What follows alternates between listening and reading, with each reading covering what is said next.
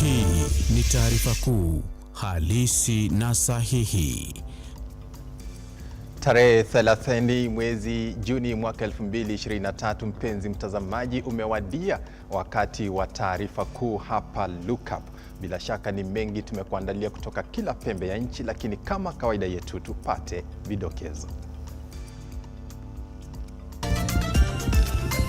Hii ni taarifa kuu halisi na sahihi. Na kwenye taarifa kuu, we need to stand with them during these hard economic times.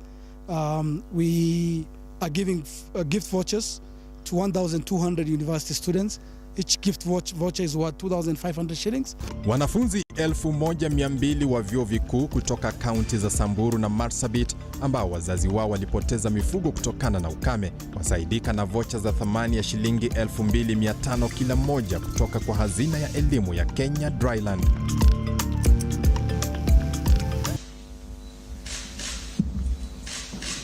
Rais William Ruto atia saini mswada ugavi wa fedha wa kaunti na kuidhinisha mgao wa bilioni 385 zitakazofanikisha majukumu ya kaunti 47 katika mwaka wa 2023-2024.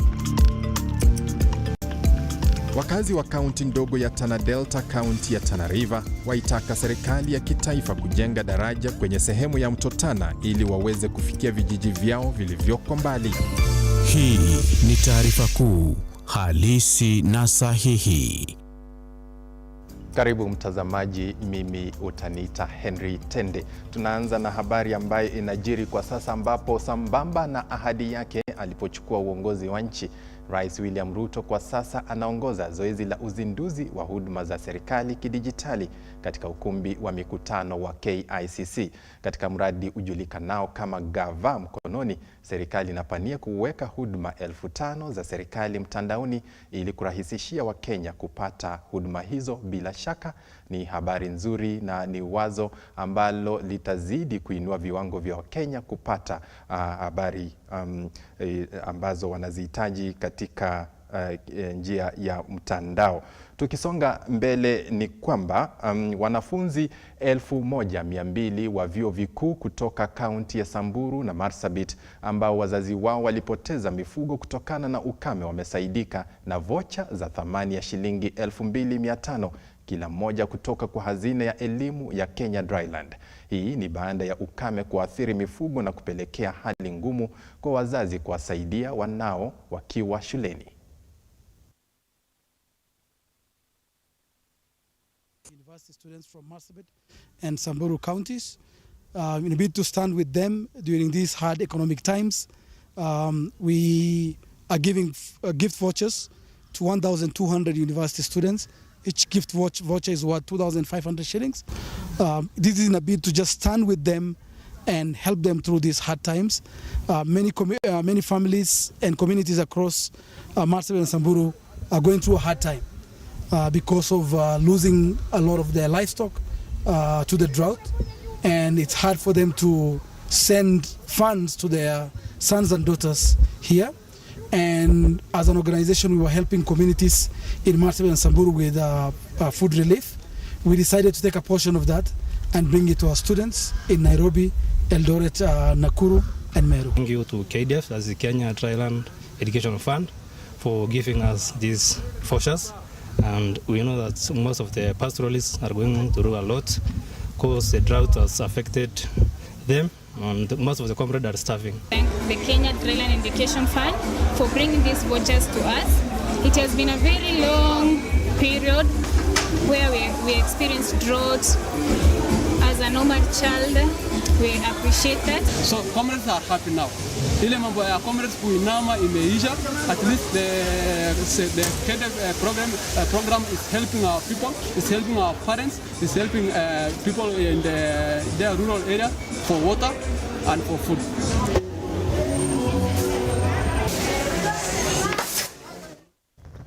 Rais William Ruto ameidhinisha mgao wa kaunti hii leo. Ametia saini mswada huo wa ugavi wa fedha wa mwaka 2023-2024.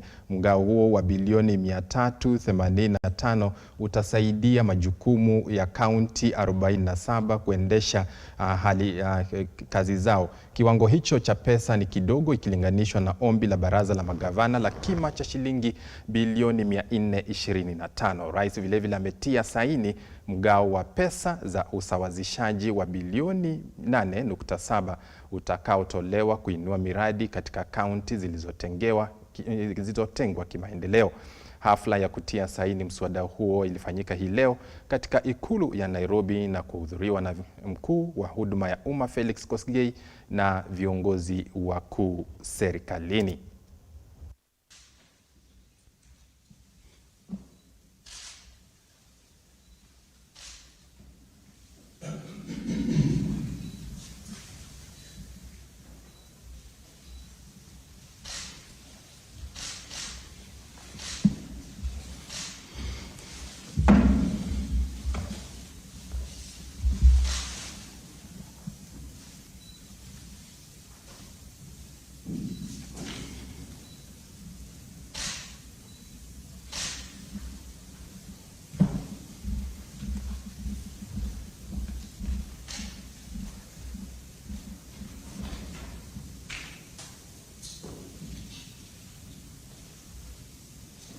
I think it's an improvement.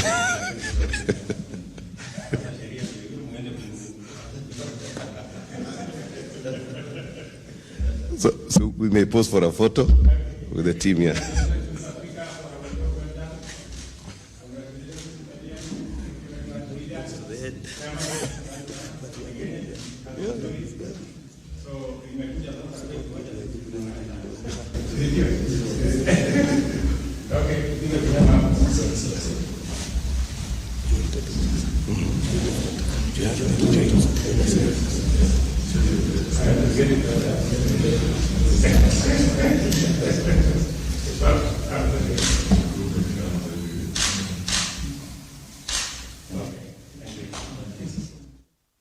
Tukiachana na mgao wa fedha, tugeukie Tana River ambapo wakazi wa kaunti ndogo ya Tana Delta, kaunti ya Tana River, wameitaka serikali ya kitaifa kujenga daraja kwenye sehemu ya mto Tana ili waweze kufikia vijiji vilivyo mbali. Wakazi hao wamelalamikia kuwa wakati wa mafuriko kufika katika vijiji vyao imekuwa changamoto kubwa, kwani wao huhofia maisha yao kutokana na hali ya hatari ya kusombwa na maji na wanyama wa majini. Challenges ya barabara hata sitahitaji kuambia. Already mumeambiwa, mumeona vile tumevuka mto umekuja. Hiyo mto hii maji imeenda chini. Kuna wakati inajaa kabisa. So wakati inajaa hakuna vile unaweza hata pata. Sasa hata hatuongei kuhusu kupata soko. Tunaongea vile tunaweza toa hapa tukapeleka sokoni. Kwa hivyo hiyo pia ni shukrani kubwa ya kuwa at least mumekuja, experience, but tunataka tutembee kwa hii safari pamoja. Tunachukua either dau ama wengine even wanavuka na mguu, kwa sababu kuna dau moja peke yake. Wakulima hapa leo nilipoongea na wao, wengi wao shida problem kubwa ni barabara. So tungependa kupata bridge ambao itawasaidia kupeleka mazao yao Malindi, the nearest soko ile iko, hata even kuuza masokoni hapa Garsen. Na pia ukitoka kwa bridge yenyewe, sasa access road ya kufika hapa ni shida. So kama tunaweza pata bush clearing, tupate barabara hata kama ni Amara mtuwekewe mpaka hapa. Cross the other side unakuja sasa kwa hii barabara ya Lamu kwenda Kipini. Hapa kuna mto. Hapa pakifurika wakulima hawawezi toa ile mazao yao. So tunahitaji pia wakati wanafanya hii mambo ya blue economy na hii mambo ya climate watuletee boti moja. Tunawaambia ni moja. Kweli tunalima. Mheshimiwa leo umefanya vizuri kuja hapa. Kuja kutuona vile tunaishi. Na ulipita ile barabara ngumu. Tulikuwa tunataka upite hiyo ngumu kisha tukupeleke tena hii ngumu ya uone. Tunakuambia kabisa kwa sababu ile shida tukiongea ya barabara unasikia tu kukuona. tunataka kusaidia, mtusaidie barabara. Hii chakula yote tukiwa nayo hakuna njia ya kwenda. Na kama ambaye hakuna njia ya kwenda, tukivuna hapa, mvua ikinyesha barabara hakuna. Hata yule mtu wa bajaji yule ambaye anasaidia, akipita tripo moja tripo pili hawezi rudi kwa sababu barabara ni mbaya. Ukitaka kuokoa huko paka time inaharibika, hawezi pata mtu haraka kuokoa mtu.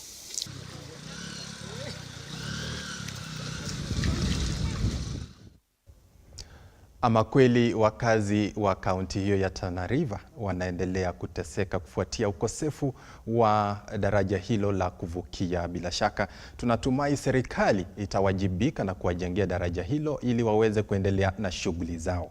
Tukiachana na hayo ni kwamba huku uhamiaji wa kuvutia wa nyumbu ukitarajiwa kuanza mwezi huu, wamiliki wa hoteli Narok wameanza maandalizi ya kupokea watalii wanaotarajiwa kutoka ulimwenguni. Jamii ya Wamasai imeumbwa kutumia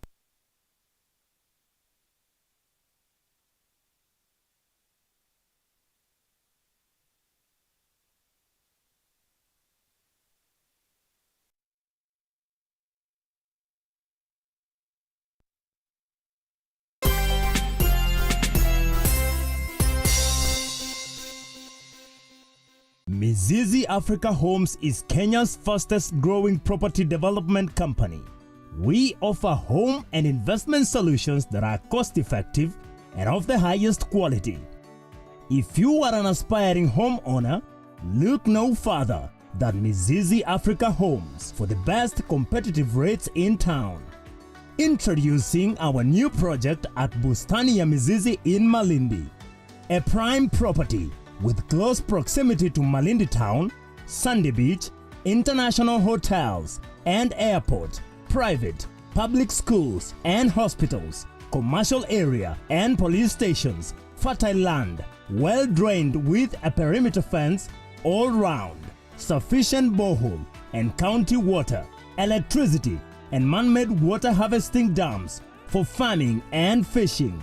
Retire mapema bila pressure and grab yours today.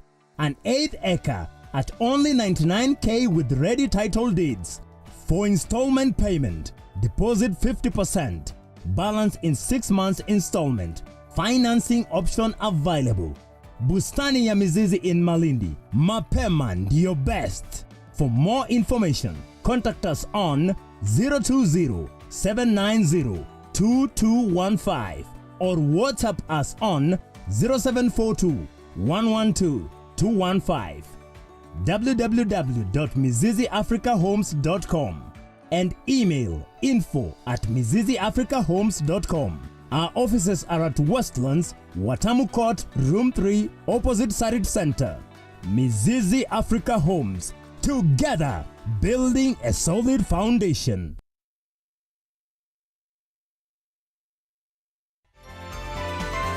Infinity Industrial Park is one of the largest private industrial parks located along Eastern Bypass, Nairobi, which provides modern infrastructure for smooth operations for industries and business enterprises. Infinity Industrial Park offers world-class amenities and facilities with wide roads, a police station, a power substation, fire station, public transport stage, hospital, and shopping mall. In addition, Infinity Industrial Park also offers CCTV cameras, 24-hour private armed security patrol, sewer, water, fiber optic cable, and 3-phase power connection, added to public utility, canteen, and dining areas. Sail on the golden opportunity to invest in Infinity Industrial Park, fully serviced warehouses at a special price of 3,569 Kenyan shillings per square foot. For more inquiries, visit our website infinityindustrialpark.com.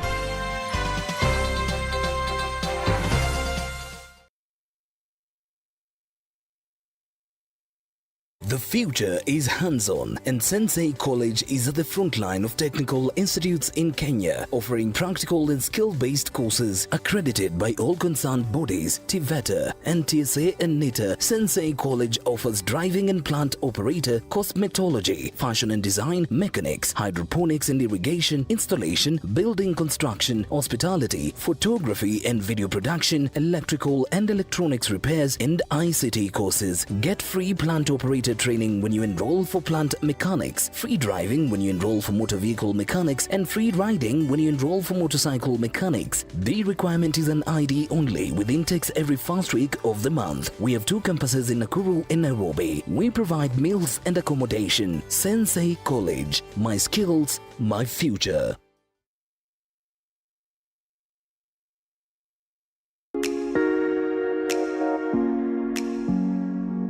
Hii shamba yako ni kubwa my brother. Karibu karibu. Hii shamba ni kubwa sana. Karibu nikuonyeshe kulima. Vile mambo huku inaendelea. Kwanza kwani hii sherehe tunaanza kukula kondoo lini hapa? Kwanza inakuja. Karibuni. Unaona ni kubwa basi. So hapa ndio mnaanza. Hapa ndio sasa nasari ya kitunguu. Hizi sasa zimekaa hapa 1 week. Kwa hivyo hizi sasa ni zile ukisha transplant hapa unazileta huko. Zinakuja hapa. Mnazipanda. Tunapanda bado tunapanda kwa bed. Imebakisha kama wiki 2 hivi. Hizi zimebakisha 2 weeks. Matawi ikikauka iko sawa. Hii generator ya Generac ni mzuri, haina shida, hata ikinyeshewa ni sawa. Ukulima ni mali na mali joro.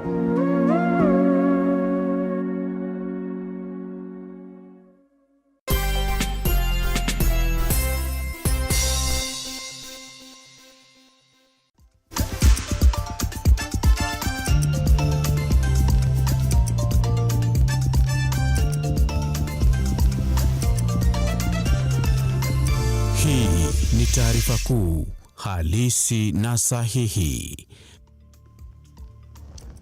Mtazamaji, tunaomba radhi kwa mushkil wa mitambo, lakini wanasema wasemao kuvunjika kwa mwiko sio mwisho wa upishi. Tunasonga mbele na habari zetu, ambapo huku uhamiaji wa kuvutia wa nyumbu ukitarajiwa kuanza mwezi huu, wamiliki wa hoteli Narok wameanza maandalizi ya kupokea watalii wanaotarajiwa kutoka kila pembe ulimwenguni. Jamii ya Wamasai imeombwa kutumia ardhi yao ili kupata mapato yatokanayo na utalii. Aidha, serikali imeombwa kuangazia upya sekta ya utalii ili hoteli hizo ziwe na uwezo wa kuajiri mamia ya watu. We approach the wildebeest migration in the Masai Mara starting from this June. We welcome all the tourists who are traveling to the Masai Mara to come and be with us. Having said so, I advise my local Masai community to make use of their huge tracts of land to promote tourism. Being an area adjacent to the renowned Masai Mara Game Reserve, we have a great opportunity of coming up with tourism structures. Here, you have a good opportunity of coming up with homestays, manyatas, and even hotels for tourists who are traveling to the Masai Mara. So we urge the government to promote local tourists in Narok so that we can have that income generation activities here in Narok. And this will prevent a lot of things from happening, like crime, teenage pregnancies, because people, the teenagers will be busy, or they will be in school because they have school fees. Their parents are able to pay their school fees. So, for example, for instance, here right now, we are booked for this month. That means that the boys or the girls who are working here are busy in the hotel, so they don't have time to go and indulge in other activities outside of the hotel, because they are busy working and generating incomes for their community, for their families. Here at Olorien Hotel, we have various facilities. We have a good restaurant for all your meals, fine dining, and our meal plans are, we have buffet and we have a la carte.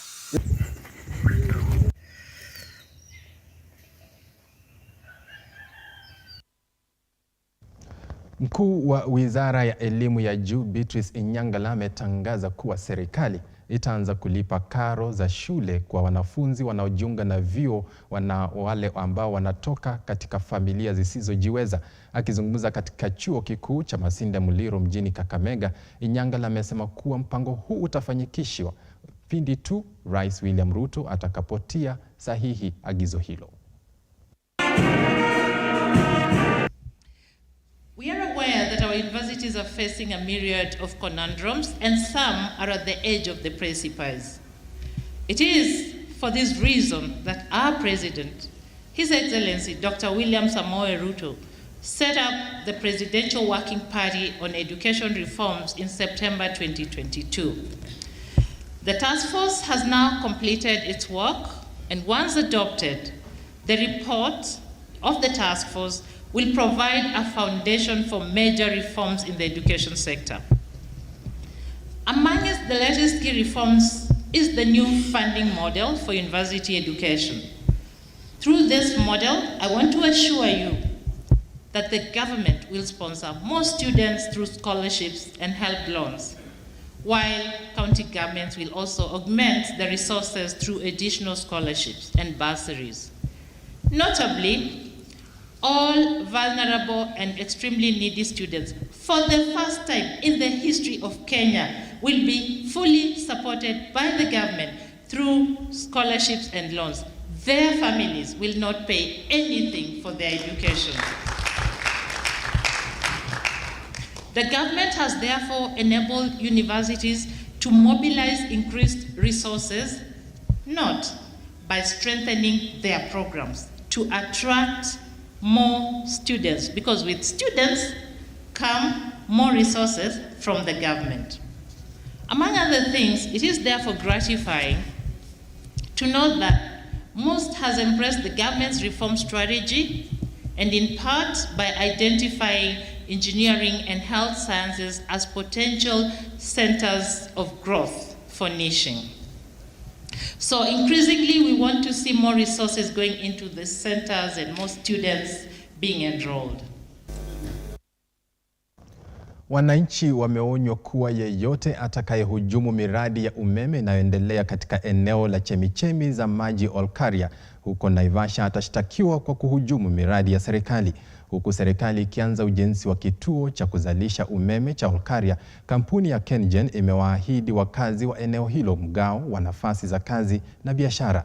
Kulingana na kamishna msaidizi wa kaunti ya Naivasha Fred Masingila, mradi huu utafaidi nchi nzima kwa kuzalisha mamia ya kazi kwa wananchi. Ajiri kufanya hii kazi ni kazi kidogo tu. Ni kueleza Keli huko na nafasi ngapi? 20. Za watu wa kamera na shana wapi? Tunaita nyinyi mkutano, tupatieni watu 10 hapa. Mnatupatia. Basi ni hivyo. Si mko na chief hapa, chief anafanya baraza. So Keli. So that we tusafishe jina yako na KenGen. Kwa sababu hawa watu wanakupaka matope bure. I think work with huyu madam wakati wana employ, wewe ita watu, fanya baraza, wakupatia watu 10. Mara hivyo. Sawa? Sio ni sawa? Anzia leo sitaki kusikia mtu yeyote awe ni nani amesimamisha mradi wa serikali. Nitakamata yeye na nimpeleke kotini. Miaka hizi zingine juzi KenGen walikuwa wanaajiri casuals wenyewe kama KenGen.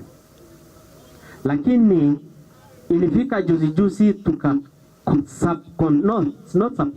we contracted labor. Tukapatiana labor, tukapatia labor contractor. Na wa labor contractor ako ground, inaitwa Uniscope Constructors.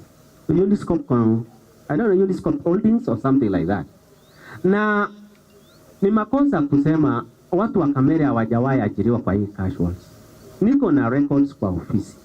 Kwa hiyo Uniscope Contractor chenye huwa tunafanya, tunapatiana percentage mzuri. Na Uniscope Contractor kwa sababu ni ya KenGen, hatujapatia kamera percentage kubwa ama masaini percentage kubwa, ama tunagawa fairly. Hiyo ni casual za Uniscope. Kazi sasa tusifunge kazi kazi zote ambazo zitakuja zitakuwa translated kwa ofisi yetu. 2013 hapo. Gavana wa kaunti ya Nyandarua Moses Kiarie amezindua mpangilio wa kisasa wa kaunti unaotarajiwa kuendeleza kaunti hiyo katika kipindi cha uongozi wake. Mpangilio huu umegharimu kaunti hiyo shilingi bilioni 60.5 na ambao utaimarisha ugatuzi na kuunda programu endelezi Nyandarua. Aidha, gavana huyo amebainisha mpango huu kama timizo la ahadi zake kwa wakazi wa Nyandarua.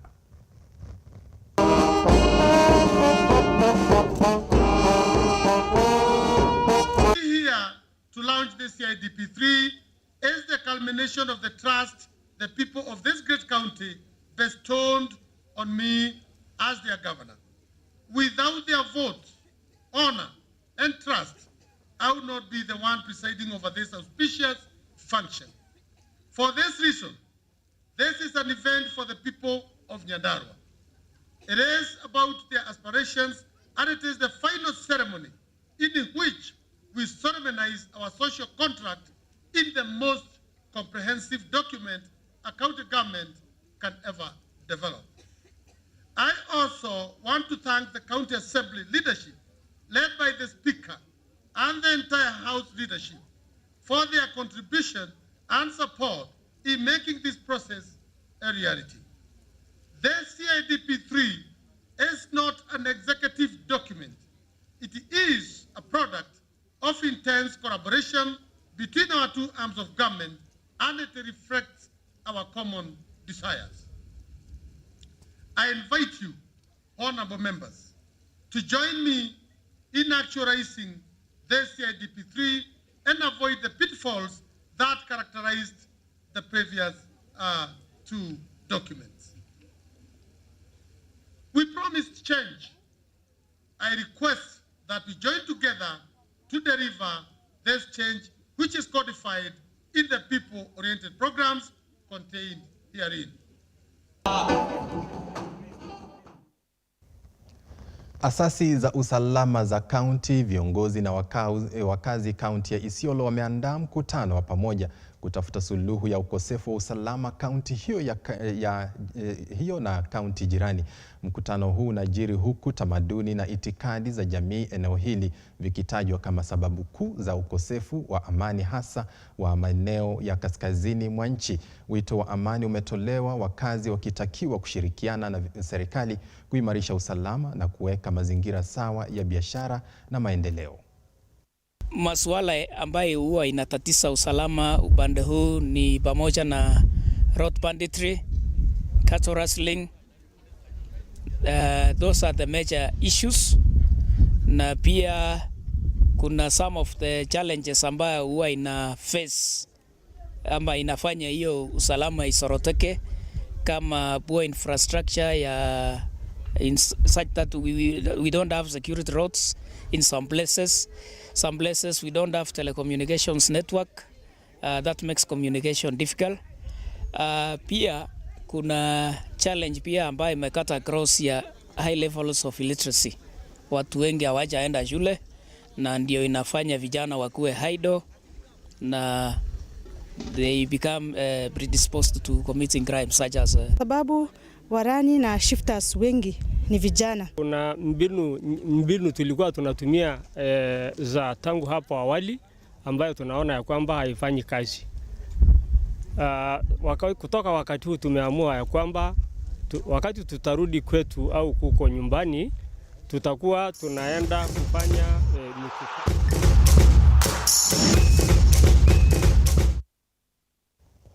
Washindi mara 20 wa ligi kuu nchini FKF walituzwa na kampuni ya SportPesa kima cha shilingi milioni 9. SportPesa wamekuwa wafadhili wakuu wa Gor Mahia msimu uliopita. Gor walinyakua ubingwa wa FKF kwa mara 20.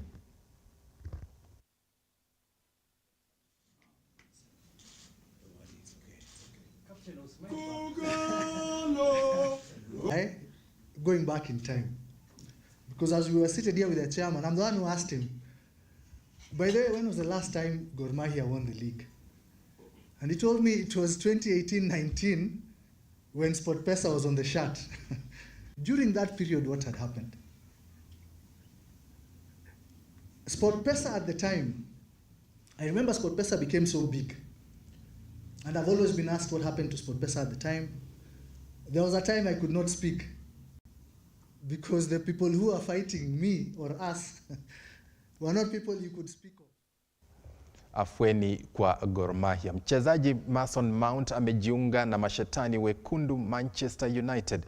Mount amejiunga na kikosi cha Red Devils kwa kima cha pauni milioni 60. Mount mwenye umri wa miaka 24 anatarajiwa kutangazwa rasmi na Man U kama msajili yao mpya msimu huu.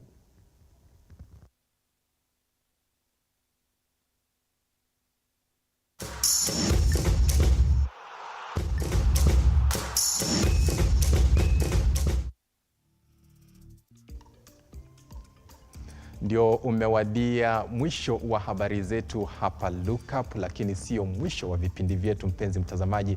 Endelea kutazama vipindi vyetu. Tukifika mwendo wa saa 1 kamili tutakuandalia habari hizi kwa kina pamoja na habari za lugha ya Kimombo ifikapo mwendo wa saa 3. Asante sana kujiunga nami, na kwa niaba ya kikosi kizima kilichofanikisha habari hizi na kutakia mchana mwema usiokuwa na bughudha.